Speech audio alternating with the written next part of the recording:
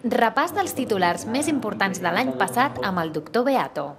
Com a acció integrada en el Pla de Barris, l'Espai Santana serveix d'escenari per als tallers que realitza el doctor, dirigits a la gestió i expressió de les emocions. Avui treballarem una cosa absolutament diferent, que és, parlarem de coses que han passat l'últim any, que hem tret de diaris, i mirarem com les veuen totes des del punt de vista de les sensacions i també dels sentiments.